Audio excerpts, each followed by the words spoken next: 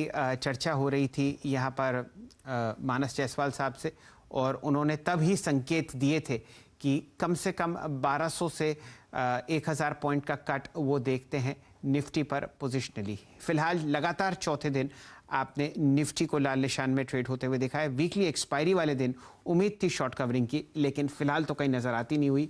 100 अंक का लाल कट, और आपके सामने जो निफ्टी ट्रेड करता हुआ दिख रहा है वो आपको दिखेगा न्यूनतम लेवल जो आपने देखा था 29 अक्टूबर को।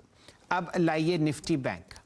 निफ्टी बैंक आपके सामने फिलहाल जो ट्रेड करता हुआ दिख रहा है, उसने 38 अंक बाजार को लौटाए हैं, और यहां पर मायूसी अब आपको ले जाती हुई दिख रही है 11 अक्टूबर के लोएस्ट लेवल के पास। तो महीने से ज़्यादा का लो निफ्टी बैंक पर, और आप समझिए कि लगभग 3 हफ्ते का लो आप देख रहे हैं निफ्टी पर। जो 10 सबसे बड़े और सबसे महत्वपूर्ण शेयर हैं निफ्टी में, वहाँ पर आप ज़्यादातर लाल निशान देख रहे हैं, और ख़ासकर एल&टी पर जो 2% नीचे, कोटक में 1% का कट, इन्फोसिस और टीसीएस में आप खासी बिकवाली देख रहे हैं, और एक्सिस बैंक आपको 0.7% नीचे ट्रेड करता हुआ दिख रहा है। बहुत ही मामूली सी आपको यहाँ पर मदद आती हुई दिख रही है रिलायंस से, जो कि मामूली से हरे निशान में आपको ट्रेड करता हुआ दिखेगा 2464 पर। वीरेंद्र जी, निफ्टी फिलहाल परेशानी में? जी हाँ, फिलहाल परेशानी में अगर आप देखें आपकी स्क्रीन पर, और अब वो प्रेशर जो है वो थोड़ा सा आप देखें और दूसरे स्टॉक्स भी पड़ता हुआ, बैंकिंग की भी कुछ स्टॉक्स जो है वो आरबीएल अब डीलों पे आता हुआ। और आप देखिए अब क्या हो रहा है ना कि जो एग्रेसिव स्टॉक्स जो थे, प्रॉफिट अच्छा लेके बैठे थे, जैसे टाटा मोटर्स और टाटा पावर, और अब देखिए डेल्टा कॉर्प, और इनमें भी थोड़ी सी प्रॉफिट बुकिंग आती हुई। वेदांता आपकी स्क्रीन पे लिखा है, वेदांता का आज अगर आप देखें खबर आने के बाद ही ऑलमोस्ट एक रिवर्सल हो गया और 5 दिन का गेन सरेंडर कर दिया।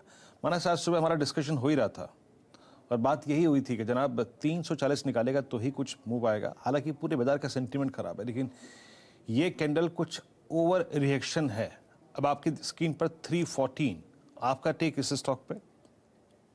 पॉइंट किया है, और कल आज मॉर्निंग बात हुई थी तो 340 342 के स्तर की मैंने मेंशन किया था कि जब इसके ऊपर निकलेगा तो आपको बड़ी तेजी देखने को मिलेगी।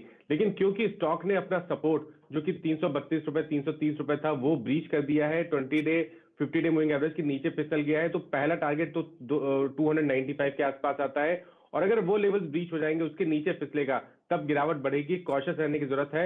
एग्रेसिव ट्रेडर पुल बैक पे शॉर्ट कर सकते हैं 330 रुपए के स्टॉप लॉस के साथ। वेदांत आपके सामने 29 रुपए नीचे ट्रेड करता हुआ, 307 रुपए 60 पैसे प्राइस। और ध्यान दीजिए, अगर आप नवंबर की एक्सपायरी देखें तो बाजार खुलने से पहले वेदांत में आपने 12% की रैली देखी थी, और ये उसमें से 8% बाजार वापस आपको खींचता हुआ देख रहा है। डायरेक्टर साहब, एक कैंडल स्टिक चार्ट बनाइए। जो रैली पिछले 3 हफ्ते से चल रही है, इस लाल इकलौती कैंडल ने उसको समाप्त कर दिया है। वॉल्यूम आपके सामने जो वेदांत पर है वो है फिलहाल 2 करोड़ 12 शेयर, 2 करोड़ 11 लाख शेयर, और ये कल के एवरेज से ऑलरेडी ज़्यादा है। तो आप समझ ही सकते हैं कि यहाँ पर जो सेलिंग प्रेशर है उसमें कितना ज़बरदस्त मोमेंटम आपको आता हुआ दिखेगा।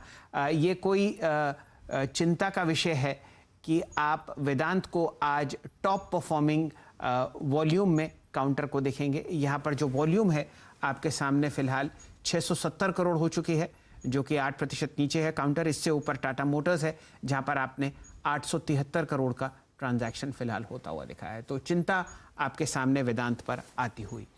रचना जी, आपसे जुड़ते हैं और वीरेंद्र जी को भी जोड़ते हैं। बहुत ही मायूसी फिलहाल बाजार में, 120 अंक दिन के लोएस्ट लेवल पर निफ्टी चलता हुआ 17,780। वीरेंद्र जी, जरा 4 लाइनें कह दीजिए, शायद आपकी बात बुल्स को सुनाई दे जाए। देखिए शैल जी, मेरा तो आज का जो व्यू था वो था 17,850 के नीचे के आसपास सारी पुट्स पे प्रॉफिट बुक कर लो। और बैंक निफ्टी में मेरे को शायद आज सॉफ्टनेस नहीं दिखाई दे रही थी, लेकिन ये जो आज की लिस्टिंग हुई ना, आज इसने मिजाज बिगाड़ दिया, यकीन मानिए बिगाड़ दिया है। खैर, बट मैं अभी भी बैंक निफ्टी को लेकर रेस्ट ऑफ द डे के लिए, शायद जी अभी भी कह रहा हूँ, बैंक निफ्टी को लेकर रेस्ट ऑफ द डे के लिए काफ़ी ऑप्टिमिस्टिक हूँ कि यहाँ पर 38,000 और 37,900 का जोन जो है वो एक अहम सपोर्ट के तौर पे काम करेगा। खैर, लाइनें 4 थी और आपकी स्क्रीन पर है कहीं लॉन्ग कहीं शॉर्ट। सोचता हूं आज यही निपटा लूं, कहीं लॉन्ग कहीं शॉर्ट, सोचता हूं आज यही निपटा लूं, कल की छुट्टी के लिए थोड़ा सुकून जुटा लूं। कोई भरोसा नहीं इस डाव का, रुख बदल जाता है एकदम से हवाओं का। कोशिश है जारी पूरी, 18 को फिर बना लूं, कल की छुट्टी के लिए थोड़ा सुकून जुटा लूं।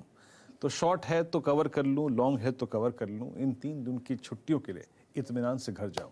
यही थी आज की शायरी की भावनाएं। शैल जी। रचना जी, जैसे ये होपफुल है, ऐसे मैं भी अभी भी होपफुल हूँ फॉर द सेकंड हाफ। और ये ना, बहुत लोग खाली इंडिकेटर्स और स्ट्रेटजीज पे फोकस करते रहते हैं। वीरू जी ने आज बहुत इंपॉर्टेंट बात बताई है कि there are times to take deliveries and there are times to hold on only intraday and there are times for portfolio building. तो हर चीज का एक टाइम होता है, और अगर टाइम डिलीवरी का नहीं है तो इंट्राडे पे निपटा देना चाहिए। तो very important lesson for the short term players and the long term players as well. Rachna ji, ये तो बात आपने बहुत बखूबी समझाई कि यहाँ पर भी कुछ ना कुछ सीख छुपी हुई है, जो आप इतनी गहराई से निफ्टी को बढ़ते हुए देख रहे हैं। 133 अंक नीचे, 17,770। बताइए क्या किया जाए? एक बढ़िया कप चाय बनवाई जाए जिसमें खूब चीनी घुली हुई हो, कम से कम उससे बाजार को एनर्जी मिलेगी, हमें भी मिलेगी। लाल रंग पढ़ पढ़ के पिछले 15 दिनों से देखिए आंखें पथरा गई। सही बात है आपकी, एक ही उम्मीद बन सकती है अब इस टाइम पे। चाय तो always welcome, I take your point. और एक लेवल है जो 17,700 का है करीब करीब फ्यूचर्स पे।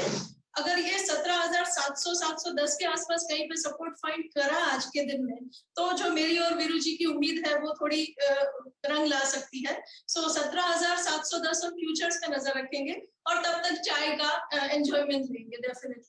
तो आप हम सब लोगों को टीवी पे देख रहे हैं, ज़रा आवाज़ लगाइए एक बढ़िया कप अच्छी चाय बनाने की, जिसमें ज़रा चीनी ज़्यादा घुली हुई हो, ताकि फ्रेश एनर्जी आपके शरीर में दौड़े और बाज़ार को एक नए नज़रिए से देखिए, जो है कि यहाँ पर कौन सी डिलीवरी उठाई जाए। रचना जी, चर्चा आपने शुरू की है तो आप ही से वार्तालाप को आगे बढ़ाएंगे।